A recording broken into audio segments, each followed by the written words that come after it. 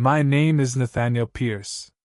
I've worked homicide for 17 years in the city of Stonemount, a place that looks normal enough until you start to notice the cracks. It's a quiet city most of the time, the kind of place where even the bad memories seem to gather dust. But every now and then, something happens that doesn't belong anywhere in the case files. It started with a missing person, a traveling salesman named Howard Cleaver. 48 years old, checked into the Margrave Hotel on a Thursday night. He was supposed to leave Friday morning. His car was still in the lot when the maid came to clean the room. His suitcase was gone. No sign of forced entry, no witnesses, nothing. Just a hotel record showing he'd checked into room 313. Only, the Margrave doesn't have a room 313. I double-checked with the clerk on duty, a nervous college kid who kept tapping the counter with his pen. "Sir, I told the other officers the same thing," he said. "We only have 3 floors. But the numbers stop at 312. There's number 313. He handed me the guest ledger. The handwriting next to Cleaver's name looked ordinary enough, except for the key number, 313, written in red ink. At first, I assumed it was a clerical error. Maybe a typo, maybe an old key still in circulation. But when I asked for the duplicate records, the manager brought out the physical key log, old brass tags with etched numbers, kept behind a glass case. There was one missing slot between 312 and 314. A space where a tag should have hung, leaving a faint shadow on the velvet backing. The space was empty. The Margrave Hotel was built in the 1920s, a leftover from when the city was still trying to look elegant. Now it's a tired building that smells of lemon polish and damp carpet. The walls bow slightly inward, and the elevators hum like they're whispering to each other. I've been in plenty of bad motels, rooms with cigarette burns and stains that tell stories you don't want to hear, but the Margrave has a different kind of unease. It feels intentional, like the building wants to keep its secrets properly arranged. I asked to see the 3rd floor. The manager, a woman in her late 50s, small frame, tight bun, escorted me up. She didn't like talking much, and I got the sense she wanted me gone before nightfall. The hallway lights flickered as we stepped out of the elevator. A long stretch of carpet led in both directions, the same pattern repeated over and over, crimson diamonds with gold trim, slightly misaligned near the end. Room 312. Room 314. Between them, just wall. No break in the wallpaper, no indentation where a door might have been sealed off. But when I ran my fingers along the wall, there was something, a subtle ridge, about the width of a doorframe. "Renovations," the manager said before I could ask. "Old buildings get patched up in strange ways." Her tone was final. I came back that night, after the hotel had gone quiet. The clerk was gone. Only the night manager remained, a tired man in a vest reading a newspaper at the desk. I flashed my badge and said I needed to check something upstairs. He didn't question me, just handed me the master key and muttered, "Don't stay past midnight. Power cuts happen." The elevator rattled as it climbed. When I stepped onto the 3rd floor, everything was still. The kind of stillness that makes you aware of your own breathing. I walked down the hall, counting the room numbers again, 309, 310, 311, 312, wall, 314. I placed my ear to the wall between 312 and 314. And for a moment, I could have sworn I heard something. Not voices exactly, more like the low hum of an air vent, or the rhythm of a distant machine. But steady. Intentional. I tried the master key on the lock of 314. It turned smoothly. I opened the door, stepped inside, and turned to the shared wall. Tapping. Once. Twice. 3 times. Then silence. I knocked back. Nothing. But when I turned toward the window, I froze. The reflection in the glass showed the hallway outside, but with a detail that shouldn't have been there. Between 312 and 314, there was a door. A single, dark wooden door with the number 313 in tarnished brass. I turned back toward the real hallway. Only blank wallpaper. When I looked again at the reflection, the door was still there. I don't scare easily, but my pulse kicked. I took a photo of the window with my phone, but when I checked the screen, nothing. The hallway looked normal. Still, I wrote in my notes. 3rd floor. Reflection shows non-existent door. Possible optical anomaly or mirror distortion. Except, when I zoomed in, I saw something faint. Barely visible. Etched into the reflection's wallpaper, just where the door should have been, were the words. Do not check out. That was 2 nights ago. Today, the manager called me back. Another guest disappeared. Same hotel. Same floor. And according to the register, they checked into room 313. The next morning, I sat in my car outside the Margrave Hotel, engine idling, a half-drunk coffee cooling in the cup holder. The city hadn't quite woken yet. A low mist had settled over the street, softening the neon sign above the awning. Margrave Hotel, 3 letters flickered in and out. I hadn't slept. My mind kept replaying that reflection, the door that shouldn't exist. Doors are simple things, they separate one place from another. But what happens when you build a door where nothing should be? What could possibly be on the other side? By the time I stepped inside the lobby, the morning manager was at the desk, typing slowly on an old computer. When she saw me, her eyes flicked to the clock, then to the elevator. Detective Pierce, she said carefully. You're early. I didn't know there was a schedule, I replied. She smiled, but it didn't reach her eyes. We try to keep things routine. It helps with the guests. The second missing person's name was Eleanor Shaw, 35, traveling for business, last seen 2 nights ago. According to the logbook, she checked in at 9:17 p.m. and requested a quiet room. The room number, again, was 313. I studied the guest registry closely this time. The handwriting next to Eleanor's name was neater than the first entry, but the red ink was the same shade, precise, careful, measured.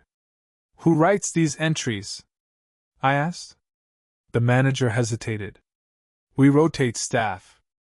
Does anyone use red ink? No. Not anymore. I looked up. Not anymore? She hesitated, eyes darting toward the elevator. We used to. A long time ago. Before the renovations.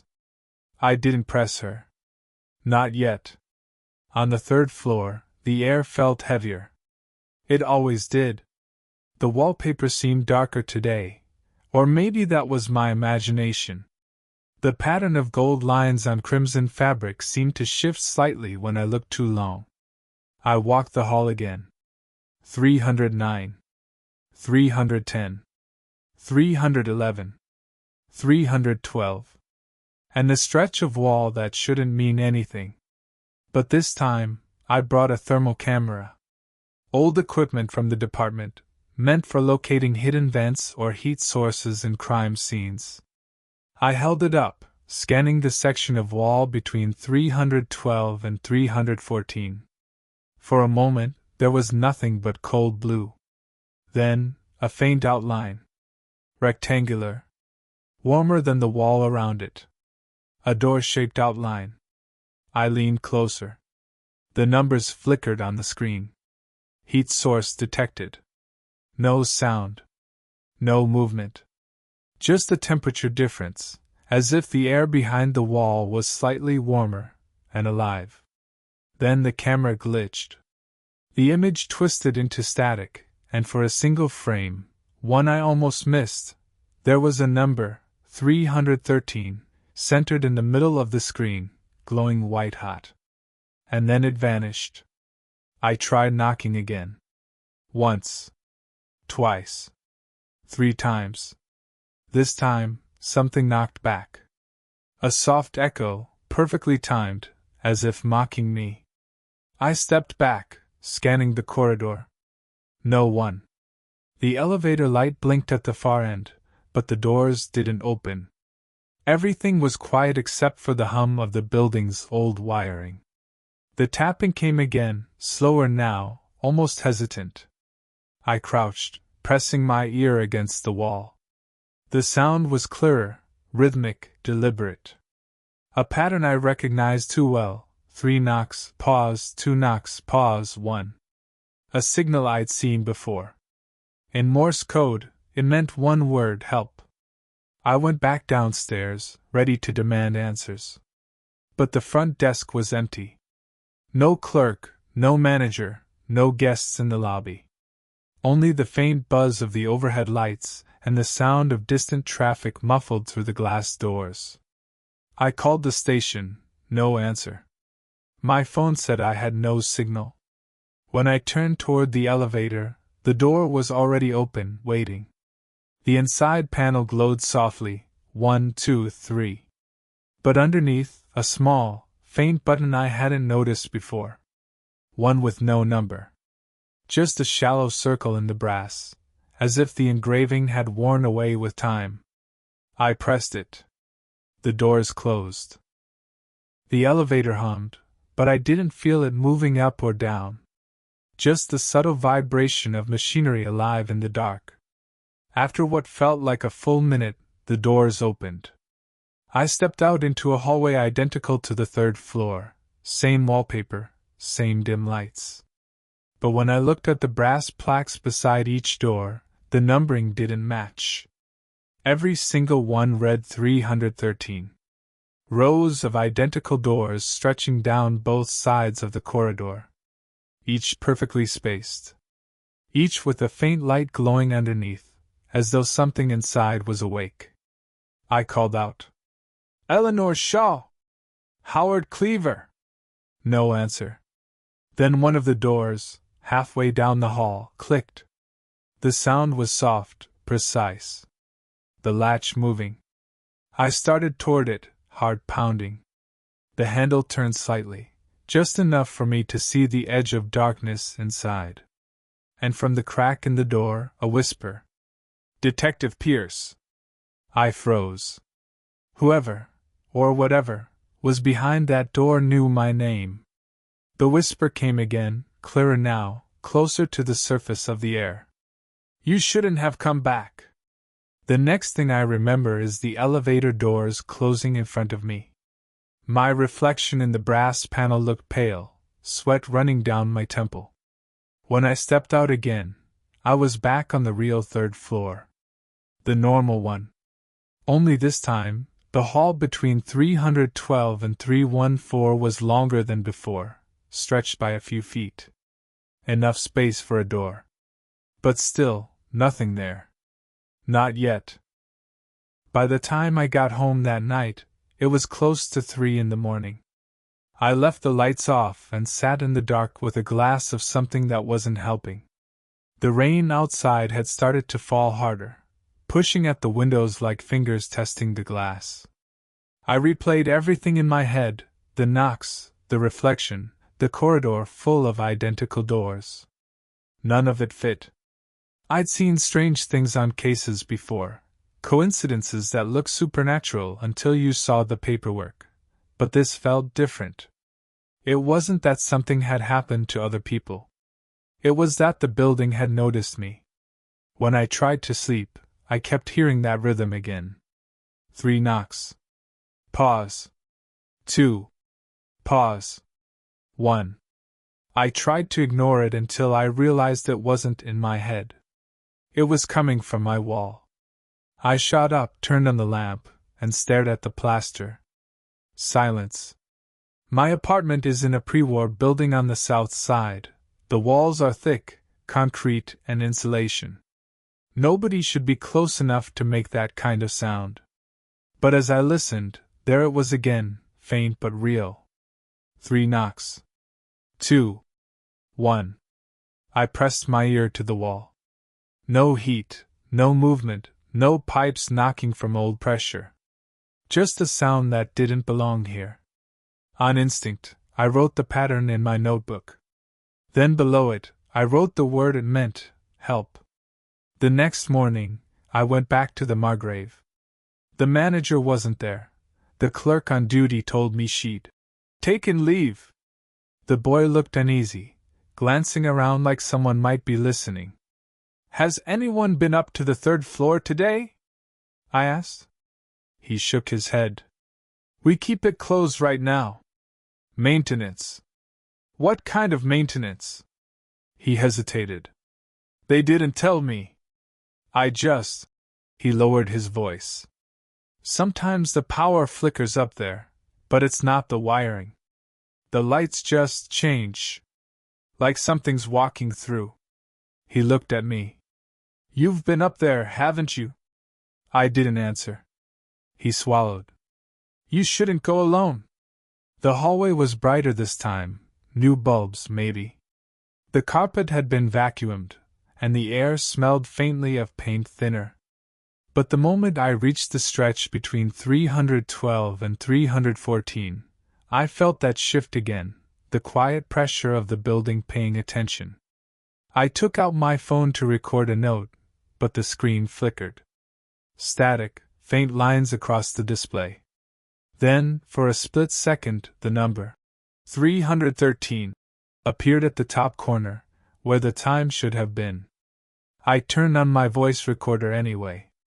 3rd floor, Margrave Hotel, I said. Possible visual and electrical distortion at the same location as previous visit. Beginning inspection. Then I heard it. Footsteps. Not behind me. Not in the hall. Inside the wall. The plaster trembled slightly.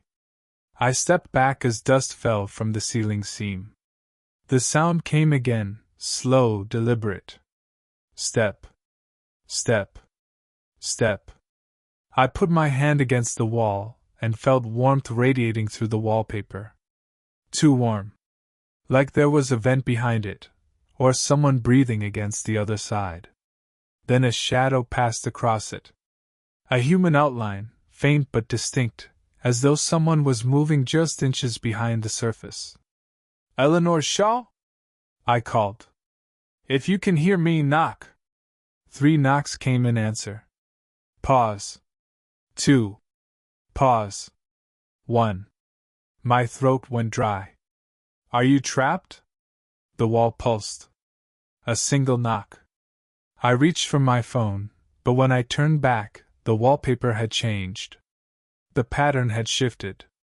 The gold diamonds realigned themselves, subtly but unmistakably, and when I looked again, there was something else, a faint outline of a door, barely visible in the dim light. No handle. No frame. Just the shape, burned faintly into the wall like heat behind paper. That was when my phone vibrated. Unknown number. I answered. Pierce. A long pause. Then a woman's voice. Thin, static-filled. Detective? It was barely a whisper, but I recognized it instantly. I'd heard her voice before, on the missing person's voicemail when I'd gone through her file. Eleanor? Don't open the door, she said. It doesn't close. Then the line went dead. I stayed in the hotel until the clerk found me half an hour later. I told him to lock off the 3rd floor, no exceptions. He didn't ask why. Back at my desk, I pulled up the missing persons report again. Howard Cleaver, Eleanor Shaw, 2 different people, no connections.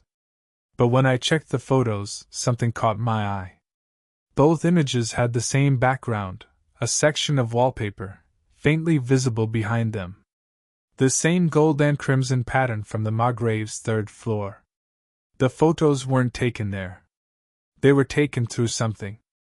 I magnified the edges of the image until the pixels blurred. In both, a reflection could be seen faintly on one side, like a mirror catching part of the room. Behind each of them was the same number. 313. That night I didn't sleep. I turned the lights on, then off, then on again, trying to convince myself I wasn't hearing things. But around 2 a.m., my phone buzzed. Another unknown number. No caller ID. When I answered, I didn't hear a voice this time, just the faint creak of a door opening. Then footsteps, slow and careful. And then my own voice, quiet and strained. "Detective Pierce, you shouldn't have come back." The line cut out. I stared at the phone screen. The call had lasted exactly 3 minutes and 13 seconds. By morning, I'd made up my mind. I was going back to the Margrave. Not to the 3rd floor. Not to the reflection. I was going to find the original blueprints of the building. If there had ever been a room 313, if someone had sealed it up, there'd be a record. Somewhere in the city's archives. Something told me that whatever was waiting behind that wall wasn't finished yet. And I wasn't sure it ever would be. City Hall's archives smell like dust and old glue. The kind of place that holds onto the air of every decade it's lived through. Rows of gray metal cabinets stand in the half-dark like coffins waiting to be labeled. A single fan ticks somewhere above, never moving enough air to matter. I'd been there before, for older homicide cases, but this time it wasn't about a crime. It was about geometry. The clerk on duty was an older man with yellowed fingertips and a smoker's cough that belonged to someone who'd been here too long. He led me down a narrow aisle to the section marked Margrave Hotel, 1926 to 1959. Blueprints, permits, ownership records, he said, handing me a folder thick with onion skin pages. You know, that building's had its share of accidents. Accidents? Fire once, back in the 40s. Something with the top floor. No fatalities, at least officially. He grinned like it was a joke, but his eyes didn't match. You looking for something particular? Room layouts, I said. 3rd floor. He nodded slowly, like he already knew I wouldn't like what I found.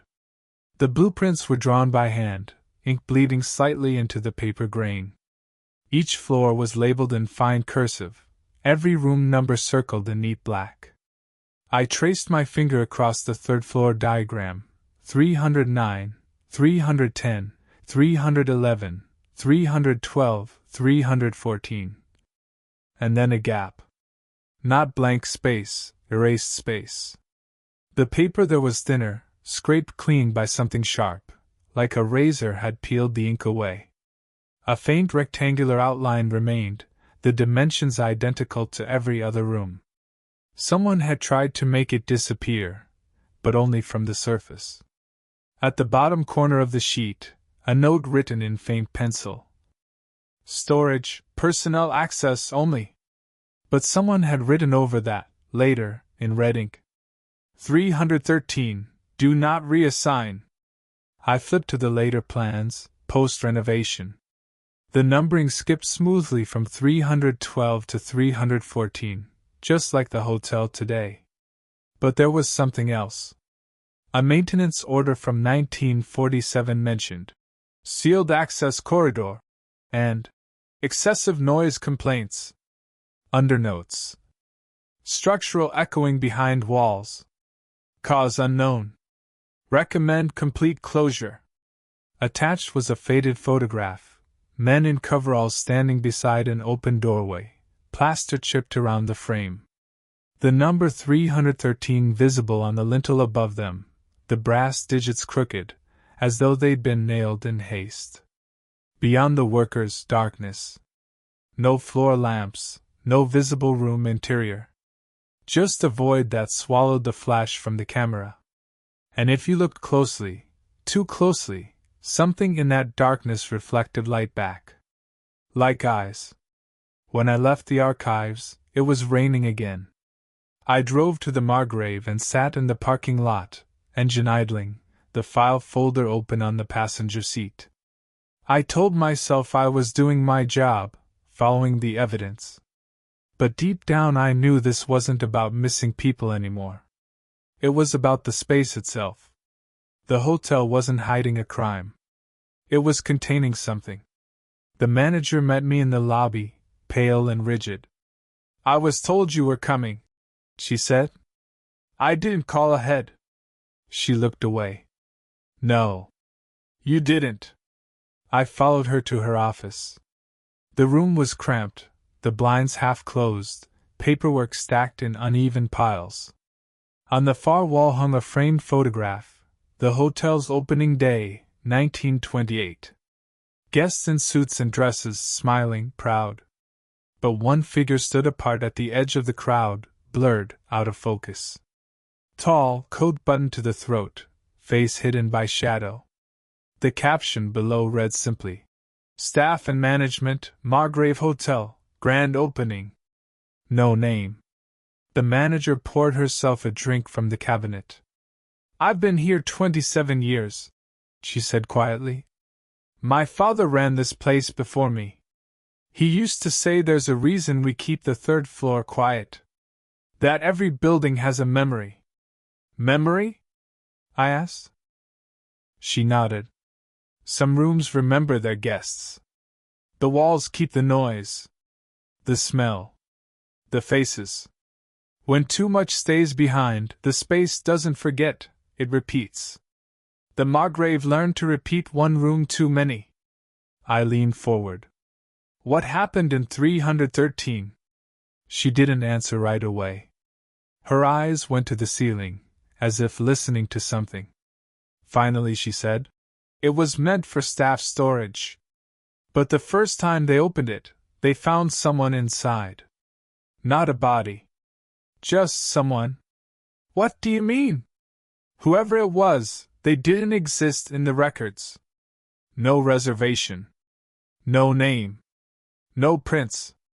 Just sitting on the bed, staring at the wall, like they'd been waiting for someone to open the door." She took a long breath. "They sealed it the next day. But it keeps finding its way back." That night, I dreamed of the corridor again, endless rows of 313s stretching into the dark. Every door looked the same, but I could hear something behind each one. A whisper, a knock, the scrape of movement. And in the center of the hallway, standing perfectly still, was me, holding a key. When I woke, my phone screen glowed. New voicemail. Unknown number. The message was just breathing at first, slow, wet, uneven. Then a voice, faint and familiar, whispering through the static. "You left the door open." By morning I knew I had to go back one last time. Not to look for people. Not to file a report. But to close it properly, whatever it was. If the Margrave had memory, I was going to make it forget me. I parked across the street from the Margrave Hotel just after midnight. The rain had stopped, leaving the pavement slick and black like polished stone. A single light burned in the lobby, pale, buzzing, tired. No one stood behind the desk. The city outside was asleep, but the hotel wasn't. The air around it felt awake. I stepped through the glass doors, my reflection bending for a second in the warped frame, as if something behind the glass moved slower than I did. The smell hit me first, that same faint perfume of damp wallpaper and old smoke. The kind of scent that settles into the lungs and stays there. The elevator groaned when I pressed the button for the third floor. It hesitated before the doors shut, like it knew where I was going and didn't want to help. The ride up was silent except for the hum of the old motor, a sound that deepened, changed pitch, almost like a low voice under my breath. When the doors opened, I was already holding my flashlight. The hallway was darker than before. The wallpaper seemed to have deepened in color, turning from beige to the color of dried blood. Every step I took echoed a fraction too long, as if the sound had to travel farther to fade away. Room 312, closed, silent. Room 314, closed. And between them, the blank wall where 313 wasn't supposed to be. Except tonight, it was there. The door looked older than the rest, rougher wood, the brass knob tarnished black. The number was different too. Not brass digits, but carved into the wood itself, deep and uneven, 313. I pulled the master key from my pocket, the one the manager had given me before she left town that afternoon. She hadn't said goodbye, just handed it over and muttered, "Don't look inside too long." The key slid in too easily. The lock turned before I even twisted my wrist. And the door opened on its own. At first, I thought I was looking into another hallway. Same wallpaper, same carpet, same layout. But everything was mirrored, like I'd stepped in front of an enormous, flawless pane of glass. Only there was no reflection of me. I stepped across the threshold, and the air changed, thicker, colder. Behind me, the door closed with a sound like a heartbeat. The corridor ahead was lined with doors, all numbered 313. Every one of them slightly ajar. From behind each one came the faintest noise, the shuffle of feet, a whisper, a breath drawn too slowly to belong to the living. I should have left. But I kept walking. Because I recognized one of those voices. At the end of the mirrored hall stood a single figure. A man in a dark coat. He was facing away from me, motionless, as though listening to something on the other side of the wall. I called out, but the sound came back wrong, distorted, doubled, like someone else repeated my words a split second later. The figure turned. And it was me. Same face, same scar under the eye. Same tired eyes that had stared too long into things they shouldn't have seen. But his expression was calm, almost relieved. "You finally made it," he said. His voice was mine, but softer. Like it had traveled a long distance. "What is this?" I asked. "The space between," he said. "The room that doesn't exist because it was never meant to." He stepped closer, and for a second I thought the floor dipped beneath us, the walls pulsing faintly like they were breathing. "Every story leaves a room behind," he continued. "Every investigation opens a door. Some doors stay open too long." I shook my head. "You're not real." He smiled. "Neither is the map that leads here." And then the walls behind him began to shift, not crumble, but turn. Like I was standing inside a clockwork mechanism, the hallways rotating one piece at a time. The sound was wet and mechanical at once, gears grinding through bone. Each turn revealed another 313. Behind each one, a glimpse, faces frozen mid-expression, bodies sitting motionless on beds, staring at walls that stared back. They weren't people anymore. They were impressions, echoes. And in every reflection, my own eyes looking back at me. The other me reached out, holding something, a brass key, old and cold-looking. He pressed it into my palm. "Close it," he said, "before it remembers you." The corridor behind me started to blur. The lights flickered, walls rippling like heat waves. I ran, though it felt like moving underwater, and every step made the carpet ripple, like the hotel itself was alive and trying to pull me under. When I reached the door, it wasn't wood anymore. It was glass, my reflection on the other side, pounding to get out. I didn't think. I turned the key. Everything collapsed inward, the noise, the air, the light, all swallowed into a single sharp breath. Then silence. I woke up in my car, parked in front of the Margrave. Morning light spilled across the dashboard. The hotel was empty, the front doors chained, windows dusted over. It looked abandoned. Like it had been for years. On the passenger seat, the file I'd taken from the archives was gone. In its place was a key, the same brass one, cold as ice, with a tag hanging from it. Room 313, do not reassign. I stared at it for a long time before slipping it into my coat pocket. And then I drove away. But even now, when I close my eyes, I still hear the ticking. Not from a clock, but from behind the walls. Counting down. Or maybe counting back. Because some doors never close all the way. And some rooms? Remember who opened them.